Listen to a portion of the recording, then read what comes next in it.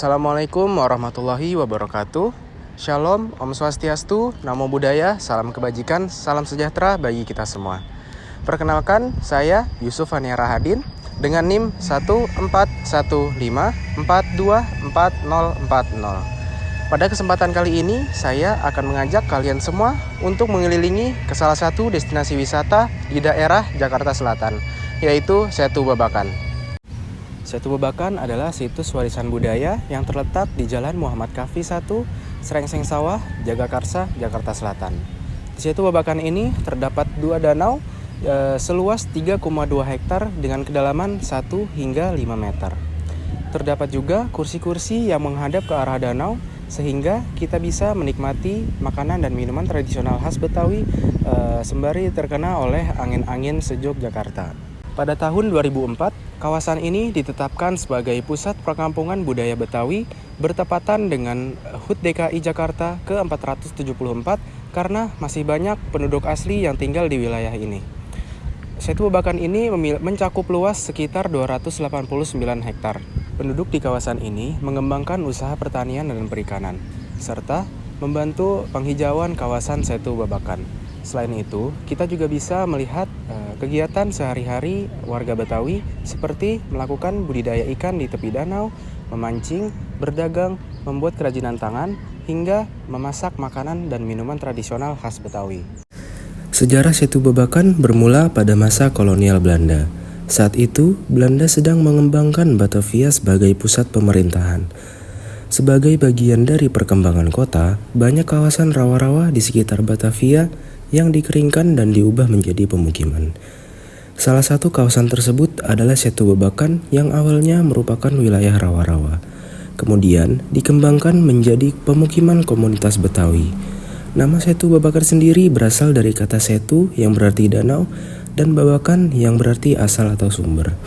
Jadi, Setu Babakan mengacu pada danau atau sumber yang menjadi asal serta pusat pemukiman Betawi. Seiring berjalannya waktu, Setu Babakan telah mengalami revitalisasi dan didirikan museum kebudayaan bertajuk Museum Betawi Setu Babakan yang dibangun mulai pada tahun 2012 hingga 2015 dan dibuka untuk umum pada 30 Juli 2017. Pembukaan museum tersebut bertepatan dengan perhelatan Lebaran Betawi ke-11 yang dihadiri oleh Presiden Joko Widodo. Namun, saat dibuka pertama kali, koleksi yang ditawarkan Museum Setu Babakan masih terbatas dan bersifat pinjaman dari museum-museum lain.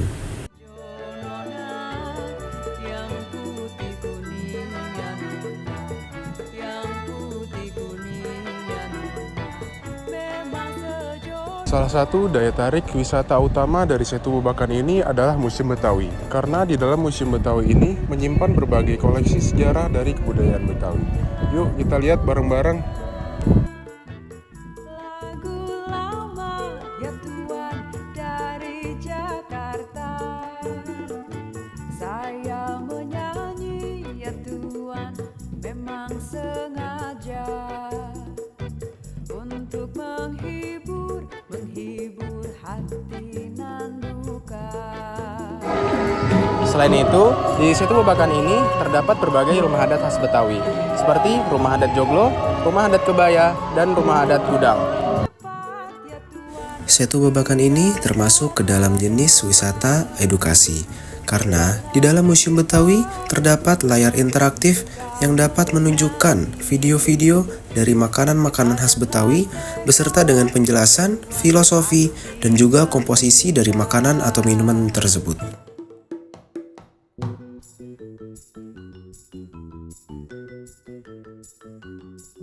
Selain termasuk ke wisata edukasi, Setu Babakan juga menjadi wisata kuliner. Karena nggak jarang orang yang datang ke Setu Babakan hanya untuk mencicipi kerak telur yang terdapat di pinggir danau. Jajanan khas Betawi ini memang menjadi primadona di dalam Setu Babakan. Tidak heran jika permintaan akan jajanan ini selalu melonjak. Mulai tahun 70-an, kerak telur disuguhkan oleh masyarakat Betawi sebagai makanan yang diperdagangkan di pinggir jalan dekat Tugu Monas. Mulai dari sini, banyak orang yang menyukai rasa telur dadar khas Betawi tersebut.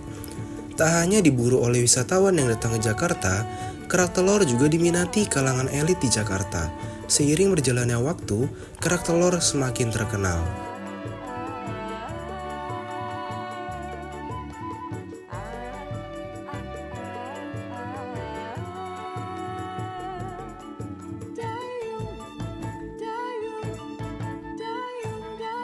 Setiap hari Minggu, pengunjung dapat menikmati pagelaran kesenian tradisional Betawi yang diadakan reguler setiap minggunya yang terdapat di ruang serbaguna ini.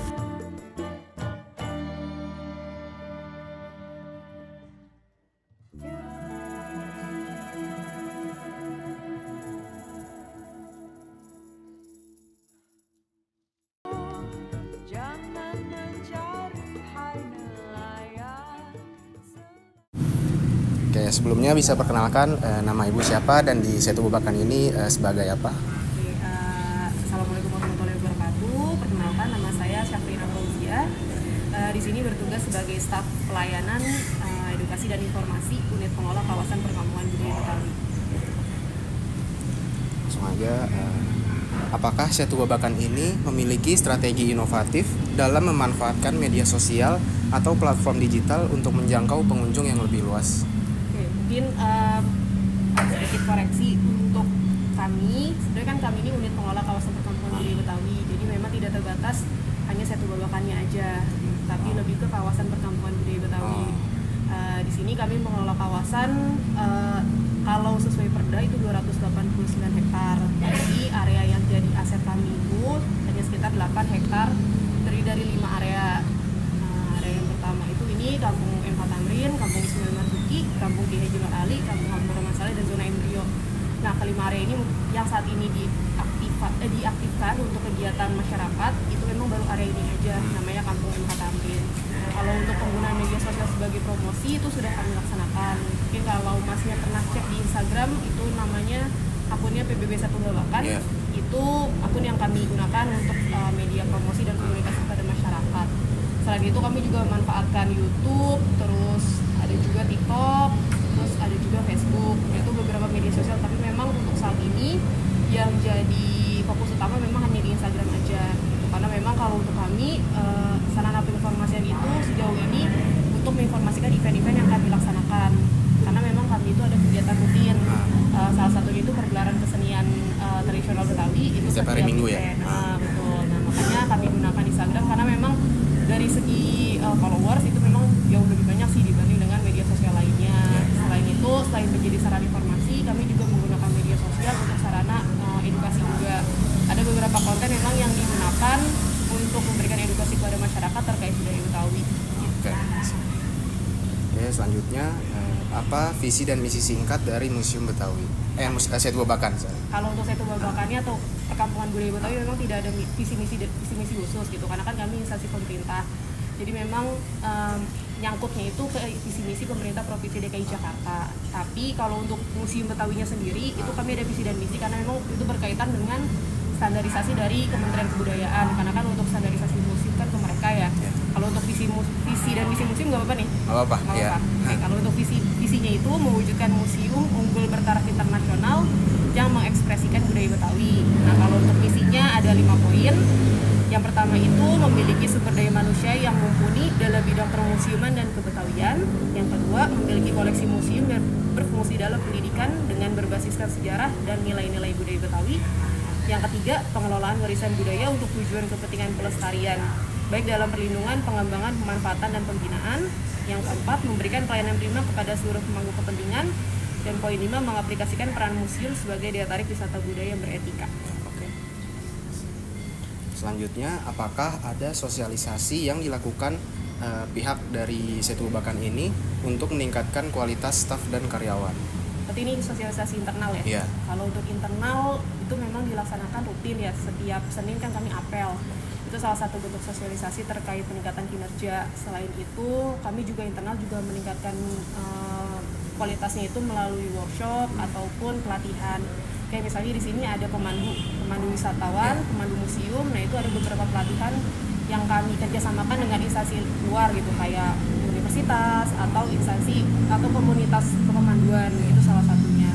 Saya itu juga karena memang banyak program pengabdian masyarakat ya kalau dari kampus, itu juga jadi salah satu kesempatan kami juga untuk mengembangkan sumber daya manusia di sini. Ya, oke. Nah, karyawan di Setu Babakan ini dominan berasal dari suku apa? Apa karena Setu Babakan ini berlatarkan kebudayaan Betawi sehingga karyawannya harus dari suku Betawi atau enggak? Sebenarnya tidak ada keharusan kalau di sini harus orang Betawi. Ya. Tapi memang kalau untuk di DKI Jakarta, terutama di instansi pemerintah, kalau di sini kan terbagi jadi dua. Ada yang memang termasuk ASN atau pegawai atau termasuknya pegawai negeri sipil. Ada juga yang PJLP. PJLP itu sifatnya kayak pegawai honor. Nah, kalau untuk ASN kan memang harus siap ditempatkan di seluruh Jakarta ya. Jadi memang nggak harus persyaratan harus di sini PNS-nya harus orang Betawi. Nah, tapi kalau untuk yang honorer memang diutamakan itu yang tempat tinggal atau latar belakangnya itu berkaitan sama area yang tempat dia kerja gitu. Jadi kalau di sini memang rata-rata karena orang yang bekerja di sini adalah orang tinggalnya berdekatan dengan kawasan, jadi memang rata-rata adalah orang Betawi. Nah, tapi memang itu nggak jadi syarat utama sih gitu. Yang penting punya kemampuan, punya latar belakang yang sesuai sama posisi yang dia kerjakan. Oke. Apa tantangan terbesar dalam mengelola tempat wisata ini? Tantangan terbesar karena itu salah satunya adalah kawasan kami yang cukup luas ya. Walaupun tadi saya bilang kami itu saat ini hanya mengelola 5 aset yang jadi tanggung jawab kami, tapi karena orang-orang tahunya seluruh kawasan itu adalah kami yang kelola, jadi segala bentuk saran, kritik, dan aduan itu dilemparkan ke kami. Sini, ya? Sementara memang dalam pelaksanaannya 280 itu kan nggak hanya punya kami, punya masyarakat juga, punya instansi pemerintah lain di luar dinas kebudayaan, karena kan kalau kami di bawah dinas kebudayaan. Nah, itu jadi salah satu tantangan, memang perlu koordinasi lebih khusus sih gitu dengan instansi pemerintah lain ataupun masyarakat yang tinggal di sekitar sini juga. Jadi memberikan pemahaman kalau lokasi ini tuh nggak hanya milik satu atau dua pihak aja, tapi milik bersama. Itu sih jadi salah satu tantangan. Oke.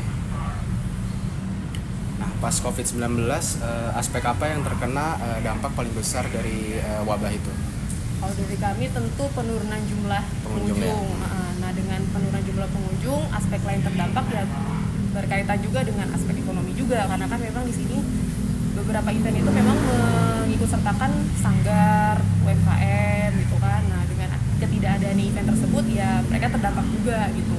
Karena kan seluruh aktivitas yang biasanya kami laksanakan otomatis itu berhenti. Jadi kalau di kami mungkin hanya berkaitannya itu dengan tidak adanya kegiatan dan tidak adanya pengunjung. Tapi kalau misalnya dengan kaitannya sama masyarakat sekitar itu lebih luas lagi sih dampaknya. Karena kan memang kalau di sini kami nggak hanya bertugas sendiri gitu, tapi juga melibatkan masyarakat. Itu sih yang jadi dampak. Fenomena atau kasus apa yang paling sering terjadi di kawasan ini yang disebabkan oleh pengunjung?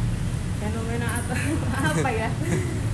Mungkin berkaitan sama menjaga bersihan dan ketertiban ya gitu, karena kan orang di sini nggak hanya datang lihat-lihat, tapi mereka juga jajan, mereka juga ada melakukan aktivitas gitu. Nah, itu salah satu yang sering jadi permasalahan gitu. Tapi kami juga harus memberikan pemahaman kepada mereka juga gitu loh. Kalau misalnya ada tempat-tempat yang memang kayak berkaitan dengan sampah, ada tempat-tempat yang memang diusir untuk buang sampah.